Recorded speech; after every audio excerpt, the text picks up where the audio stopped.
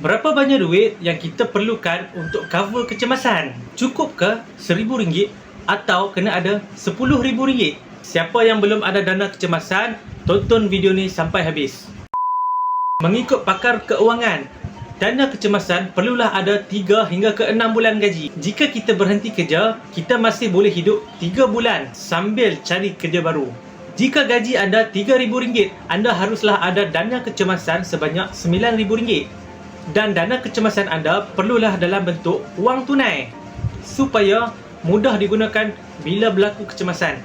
Jadi bagi siapa yang nak menabung emas, pastikan anda ada dana kecemasan dulu supaya anda tak perlu jual emas yang anda baru beli untuk cover kecemasan. Tetapi kalau anda dah kerja lebih daripada 3 tahun dan masih tak boleh simpan dana kecemasan, maksudnya anda ada masalah dengan duit. Anda boleh gunakan tabungan emas untuk paksa dan lupakan simpanan anda.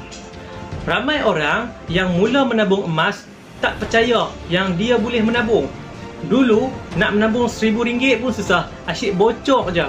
Tapi bila menabung emas secara tak sedar, simpanan anda dah lebih daripada RM1,000. Jadi siapa yang nak paksa diri kumpul dana kecemasan dalam bentuk emas, anda boleh klik link di bio saya. Sekian daripada saya. Assalamualaikum.